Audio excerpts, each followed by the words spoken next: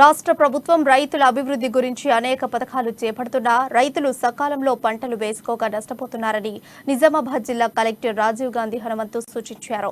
తెలంగాణ రాష్ట్ర అవతరణ దశాబ్ది ఉత్సవాల్లో భాగంగా నిజామాబాద్ జిల్లా బాన్సువాడ నియోజకవర్గం వర్ణి మండలంలోని జలాల్పూర్ క్లస్టర్లో రైతు వేదికలో నిర్వహించిన రైతు వారోత్సవాల్లో ఆయన చీఫ్ గెస్ట్ గా పాల్గొన్నారు.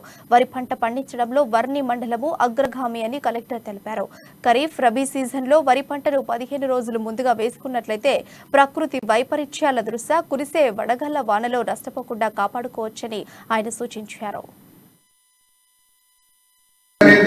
అందుతూ ఉన్నాయి. మన జిల్లాలోనే చూస్తే మన జిల్లాలో 2018లో రైతు బంధు ఇంట్రడ్యూస్ చేసిన తర్వాత రైతులకి 2300 కోట్ల రూపాయలు మనం రైతుల అకౌంట్ కి డైరెక్ట్ గా ట్రాన్స్ఫర్ చేయడం జరిగింది మన నిజామాబాద్ జిల్లాలో.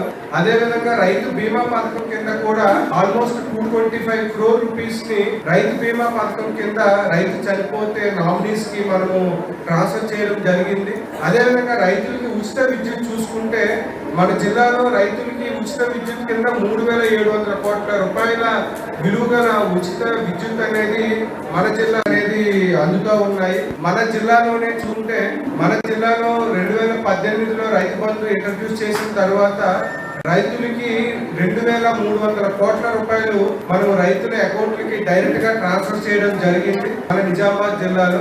అదే విధంగా రైతు బీమా పథకం కింద కూడా ఆల్మోస్ట్ 225 crore రూపీస్ ని రైతు బీమా పథకం కింద రైతు చనిపోతే నామినీస్ కి మనము ట్రాన్స్ఫర్ చేయడం జరిగింది.